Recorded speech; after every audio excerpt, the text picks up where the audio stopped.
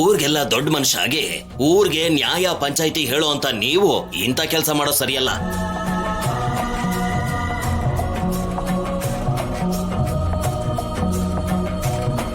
ನಡೆದಿರೋ ವಿಷಯದಲ್ಲಿ ನಮ್ಮ ಅಪ್ಪನ್ನ ನಮ್ಮ ಕುಟುಂಬನ ಯಾರು ತಪ್ಪು ತಿಳ್ಕೊಬೇಡಿ.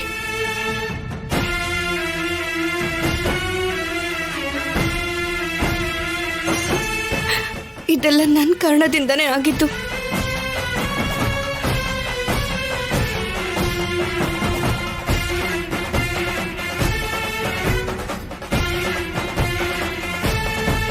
ಮದ್ವೆ ಹತ್ರ ಬರ್ತಿದ್ದ ಹಾಗೇನೆ ನಮ್ಮ ಅಪ್ಪ ಅಮ್ಮನಿಂದ ದೂರ ಆಗ್ಬಿಡ್ತೀನಿ ಅನ್ನೋ ಭಯ ಬಂದ್ಬಿಡ್ತು. ಮನೆ ಹಳ್ಳಿ ಆಗಿರ್ಬೇಕು ಅಂತ ಹುಡ್ಗನ್ ಮನೆಯವ್ರನ್ನ ಕರೆಸಿ ನಾವು ಮಾತಾಡ್ಸಿದ್ವಿ. ಅವ್ರು ಒಪ್ಕೊಳ್ಳಿಲ್ಲ.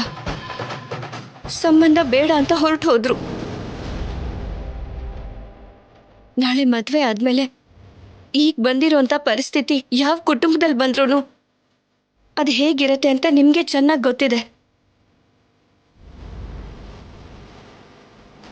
ಅಂಥದ್ರಲ್ಲಿ ನಮ್ಮ ಮನೆಯವ್ರಿಗೆ ನನ್ನ ಬಗ್ಗೆ ಯೋಚನೆ ಮಾಡೋದಕ್ಕೆ ಮತ್ತೆ ನನ್ನ ಭವಿಷ್ಯದ ಬಗ್ಗೆ ಚಿಂತೆ ಮಾಡೋದಕ್ಕೆ ಸಮಯ ಇಲ್ಲ. ಅಂದಮೇಲೆ ಮಾವಂಗೆ ನನ್ನ ಕೊಟ್ಟು ಮದುವೆ ಮಾಡ್ತಿದ್ದಾರೆ ಅನ್ನೋ ವಿಷಯನ ಹೇಗೆ ಹೇಳ್ತಾರೆ?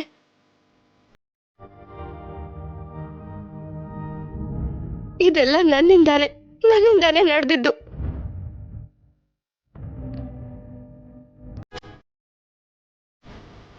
ಇದರಿಂದ ನಿಮ್ಗೆ ಕೋಪ ಬಂದಿದ್ರೆ ನನಗ್ ಬೈರಿ.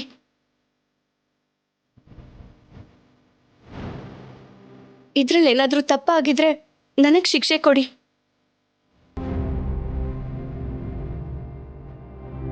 ಅಷ್ಟೇ ಹೊರತು ನಮ್ಮಪ್ಪನ ಅಪಾರ್ಥ ಮಾಡ್ಕೋಬೇಡಿ.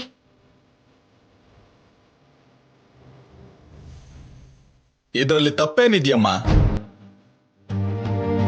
ಹೌದು ನಿಜಾನೇ. ಹುಡುಗ ಬದಲಾಗಿದ್ದಾನೆ ಅನ್ನೋದು ಇಷ್ಟೆಲ್ಲ ನಡೆದಿದೆ ಅನ್ನೋದು ನಮಗೆ ಗೊತ್ತಿರ್ಲಿಲ್ಲಮ್ಮ.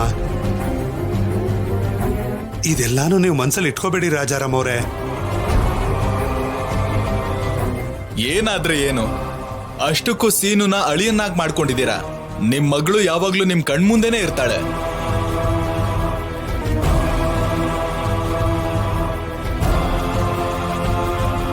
ಎಲ್ಲ ಒಳ್ಳೇದಕ್ಕೆ ಅಂತ ನಾವು ಅನ್ಕೋತೀವಿ ಬಿಡಿ.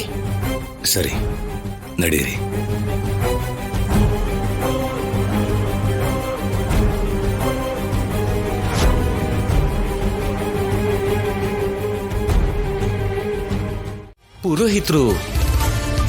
ಪುರೋಹಿತರು ಕರೀತಾರಲ್ವಾ?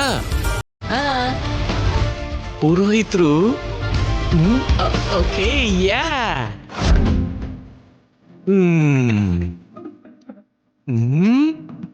ಅಮ್ಮಮ್ಮಮ್ಮ, ಎಷ್ಟು ಮುದ್ದಾಗಿ ಕಾಣಿಸಿದೀಯ ನೀನು.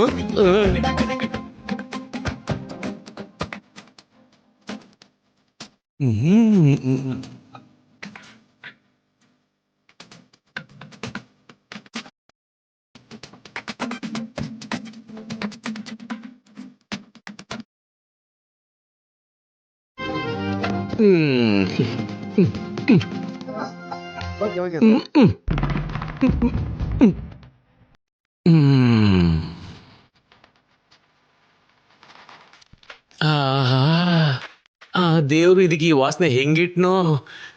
ಬಾಬಾ, ನೀನ್ ಗ್ರೇಟ್ ಕಣೋ ದೇವ್ರೆ.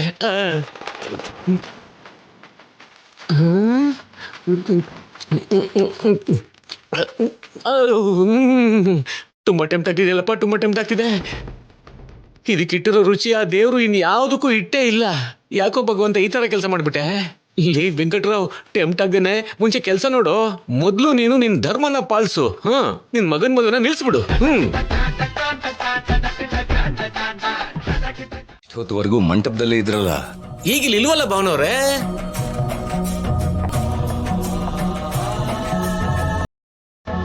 ಚಿಕ್ಕ ವಯಸ್ಸಿನ ರಾಜಲಕ್ಷ್ಮಿ ಸೀನು ಯಾವುದೇ ಕಲ್ಮಶ ಇಲ್ದೆ ಒಬ್ರನ್ನೊಬ್ರು ನೋಡ್ಕೊಂಡೆ ಬೆಳೆದವರು. ಈ ಮದುವೆ ಆ ದೇವ್ರಿಗೆ ಕೂಡ ಇಷ್ಟ ಇಲ್ವೇನೋ ಭಾವನವ್ರೆ, ಅದಕ್ಕೆ ಈ ರೀತಿ ಆಗಿರೋದು. ಆ ಪುರೋಹಿತ ಕೂಡ ಹೇಳ್ದೆ ಕೇಳ್ದೆ ಹೋಗಿ ಮಲ್ಕೊಂಬಿಟ್ಟ. ಮಲ್ಕೊಳ್ಳೋದು ಅಂದ್ರೆ ಏನ್ ಭಾವನವ್ರೆ? ಅದೇ ಭಾವನವ್ರೆ, ಓಡಾಕ್ಬಿಟ್ಟ ಅಂತ ಹೇಳ್ದೆ.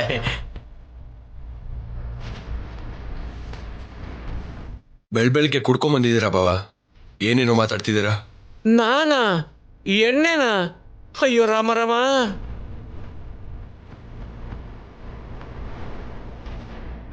ನೋಡು ಶಿವರಾಜು, ಉಫ್ಫು.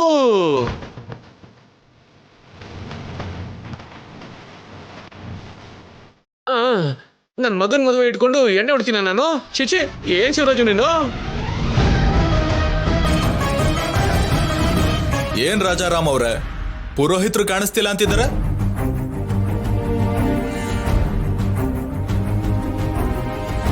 ವಿಚಿತ್ರವಾಗಿದೆಯಲ್ಲ, ಮದುವೆ ಮನೇಲಿ ಪುರೋಹಿತರು ಮಾಯ ಆಗೋದು ಅಂದ್ರೆ ಏನರ್ಥ? ಶಿವರಾಜು, ಪುರೋಹಿತರಿಗೆ ಫೋನ್ ಮಾಡು. ಚೆನ್ನಾಗಿ ಕುಡಿದು ಮಲ್ಗಿದ್ರೆ ಫೋನ್ ಹೇಗೆ ಎತ್ತಕ್ಕಾಗುತ್ತೆ? ಅಣ್ಣ, ಆ ಪುರೋಹಿತರನ್ನ ನಂಬ್ಕೊಂಡ್ರೆ ಮದ್ವೆ ನಿಂತು ಹೋಗುತ್ತೆ. ಬೇರೆ ಪುರೋಹಿತರು ಯಾರಾದ್ರೂ ಇದ್ರೆ ಕರ್ಸ್ಬಿಡೋಣ. ಶಿವರಾಜು, ಹೋಗ ಕೆಲಸ ನೋಡಪ್ಪ. ಸರಿ ಆಯ್ತು ಅಣ್ಣ.